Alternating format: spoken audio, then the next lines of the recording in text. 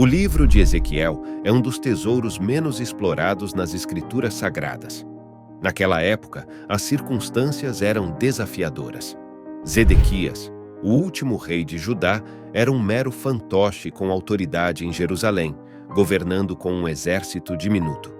A cidade estava sitiada novamente, e o exército de Nabucodonosor capturou Zedequias. Diante de seus olhos, cada um de seus filhos foi morto, encerrando assim a linhagem real. Seu sofrimento não parou por aí, pois também lhe tiraram a visão, fazendo com que a última imagem que ele visse fosse a morte de seus herdeiros. A fúria de Nabucodonosor se desencadeou, resultando na completa destruição de Jerusalém. Foi nesse momento de desolação que Ezequiel foi convocado a pregar, mesmo estando a milhares de quilômetros de distância de Jerusalém, na terra da Babilônia. A canção espiritual tradicional, Them Dry Bones, tem uma melodia contagiante, mas sua origem remonta a uma visão de Ezequiel sobre um vale cheio de ossos ressequidos, uma visão concedida pelo Senhor Deus. O propósito do Senhor era injetar esperança, tão desesperadamente necessária em seu povo escolhido que havia se desviado de seus caminhos. O Senhor permitiu que Nabucodonosor entrasse e conquistasse a terra deles, forçando-os a se tornarem cativos na distante e exótica Babilônia. O ânimo deles estava abalado. A visão do vale de ossos secos se refere, principalmente, às crianças de Israel, mas também tem implicações práticas para nossas próprias vidas. Ezequiel 37, 1 e 2 dizem: A mão do Senhor estava sobre mim, e o Senhor me transportou em espírito e me colocou no meio de um vale. Estava repleto de ossos. Ele me fez perambular entre eles, e vi que havia uma grande quantidade de ossos no vale, e eles estavam extremamente secos. O Senhor se manifestou a Ezequiel na forma de um vale repleto de ossos ressecados. Deus não mudou a localização de Ezequiel, mas deu-lhe uma sensação interna intensa de que ele havia sido levado a um vale repleto de ossos. A extrema aridez desses ossos indica que eles estiveram ali por um longo período. Os ossos também sugerem que, em tempos passados, o vale já fora habitado, mas já não o era. O Senhor desejava que a mente e o espírito de Ezequiel fossem profundamente afetados pela aparente desolação da situação. Se não tomarmos cuidado, nossos lares podem se decompor em um amontoado de ossos secos. Quanto mais negligenciamos as palavras do Senhor e os princípios familiares, mais provável é que eles se transformem em um esqueleto. Até mesmo alguns cristãos que já andaram com o Senhor se tornaram como um monte de ossos secos. Eles vivem com base no que eram, em vez do que deveriam ter sido. Efésios 6, 1 ao 4 diz: Filhos, obedeçam a seus pais no Senhor, pois isso é justo. Honra teu pai e tua mãe, que é o primeiro mandamento com promessa, para que tudo te vá bem e tenhas uma longa vida sobre a terra. E vós, pais, não irritem vossos filhos, mas criai-os na disciplina e no ensinamento do Senhor. Ezequiel 37:3 diz: E me disse: Filho do homem, poderão esses ossos viver novamente? Eu respondi: Ó Senhor Deus, tu o sabes. Ezequiel respondeu à pergunta de Deus sobre se os ossos poderiam sustentar a vida, afirmando que somente o Senhor conhecia com certeza. Segundo Ezequiel, a situação era impossível. Quando contemplamos o significado do dia, também podemos pensar nos tempos que virão. Se desejamos ver um avivamento, dependerá do Senhor trazê-lo à tona, assim como fez no tempo de Ezequiel. Mas Deus é capaz de realizar o que quer que ele se proponha. Ele é o Deus do inimaginável. Lucas 18:27 diz: Ele, porém, respondeu: O que é impossível para os homens é possível para Deus. Ezequiel 37, versículos 4 a 8, proclama: Ele me disse: Profetiza a estes ossos e dize-lhes: Ossos secos, ouvi a palavra do Senhor. Assim diz o Senhor Deus a estes ossos: Eis que farei entrar em vós o fôlego da vida, e vivereis. Porei nervos sobre vós, farei crescer carne sobre vós, e sobre vós estenderei pele. Porei em vós o fôlego da vida, e vivereis. Então sabereis que eu sou o Senhor. Assim, Eu profetizei conforme a ordem recebida, e o sopro do Senhor penetrou neles, trazendo vida, e se levantaram como um vasto exército. Ezequiel, orientado pelo Senhor, proclamou a palavra aos ossos já secos e sem vida. Deus demonstrou a Ezequiel a profunda verdade que todos nós devemos entender. A palavra do Senhor carrega em si um poder extraordinário. A Bíblia é uma fonte de vida e fé para aqueles que a recebem. Ezequiel testemunhou um milagre. À medida que os ossos se uniam, os músculos e a carne cresciam sobre eles, e, finalmente, suas formas eram cobertas pela pele. No entanto, eles ainda eram como um exército sem vida, movendo-se em uníssono.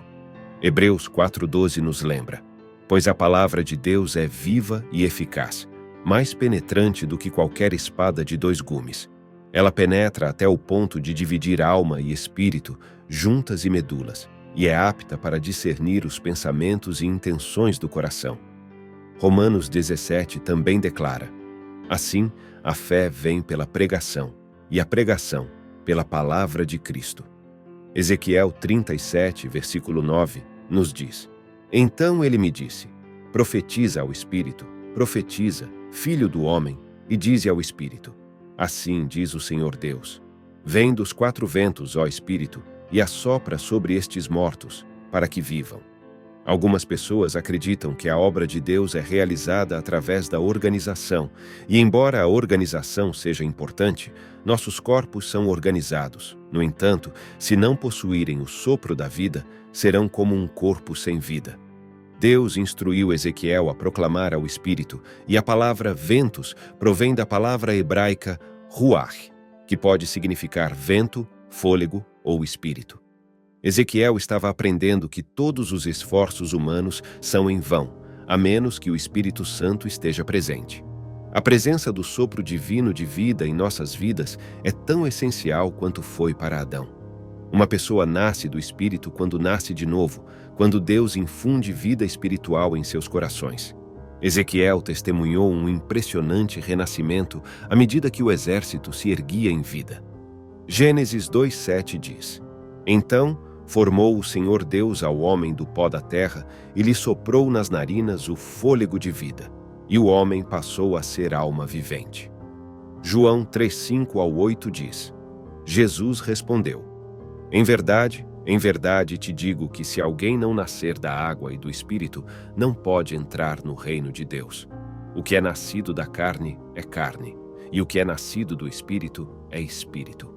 Não te admires de eu te dizer: necessário vos é nascer de novo.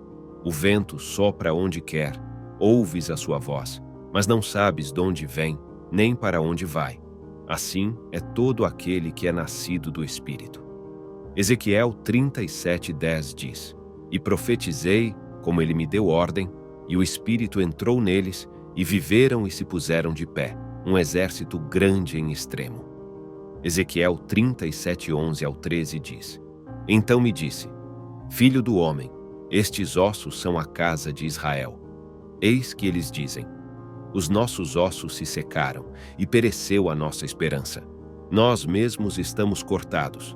Portanto, profetiza e dize-lhes: assim diz o Senhor Deus: eis que eu vos abrirei as vossas sepulturas, e vos farei sair delas, povo meu, e vos trarei à terra de Israel. Sabereis que eu sou o Senhor, quando eu abrir as vossas sepulturas e vos fizer sair delas, ó povo meu. A visão ficou clara, e Deus iluminou seu significado edificante. Os israelitas haviam perdido toda a esperança, mas Deus lhes prometeu que experimentariam um avivamento nacional. Eles haviam sido encurralados e espalhados pela região, e os seres humanos pensavam que as coisas eram desesperadoras. No entanto, eles subestimaram o poder de Deus. Israel não só será revivido, mas também restaurado à sua antiga glória. Deus prometeu restaurá-los à sua terra natal. Ezequiel 37:14 diz: porei em vós o meu espírito, e vivereis, e vos estabelecerei na vossa terra, e sabereis que eu, o Senhor, falei e o fiz, diz o Senhor. Deus aclarou a visão para ele, visto que Ezequiel permaneceria em silêncio, e então lhe declarou o significado. Como poderia ele trazer à vida os ossos desarticulados de Israel, que haviam perdido toda a vitalidade? A palavra e o Espírito seriam os instrumentos pelos quais ele alcançaria esse desígnio. Foi revelado a Ezequiel que ele deveria profetizar acerca desses ossos, e ele recebeu instruções para dizer-lhes: ossos secos, escutai a palavra do Senhor. Conforme Ezequiel obedeceu, Deus permitiu que os ossos começassem a se juntar, enquanto tendões, carne e pele lhes devolviam a forma original. No entanto, a palavra deveria ser seguida pela infusão do Espírito, para que esses corpos recebessem o sopro e voltassem à vida. Isso é um exemplo clássico de renascimento espiritual. A revitalização da Igreja de Deus nos dias atuais é alcançada por meio da palavra e do Espírito. Quando falta um desses elementos, o povo de Deus não pode vivenciar uma experiência significativa da presença divina entre eles. Segundo Coríntios 3, 17 e 18 declaram: o Senhor é o Espírito, e onde está o Espírito do Senhor, aí a liberdade. E todos nós, com o rosto descoberto, contemplando, como em um espelho, a glória do Senhor, somos transformados de glória em glória, na sua própria imagem, pelo Senhor, que é o Espírito. De acordo com as Santas Escrituras, nossas transgressões e pecados do passado nos deixaram tão inertes quanto um amontoado de ossos ressecados. No entanto, o Senhor nos enviou uma mensagem de esperança quando reconhecemos Jesus Cristo como nosso Senhor e Salvador. Ele nos concedeu vida, ressuscitando-nos espiritualmente. Agora é o momento de compartilhar essa mensagem de esperança com aqueles que, devido aos seus pecados e transgressões, ainda jazem espiritualmente mortos. Se divulgarmos a palavra, mantendo em mente que dependemos do Espírito Santo para orientação e fortaleza, poderemos presenciar um renascimento espiritual em nossa geração.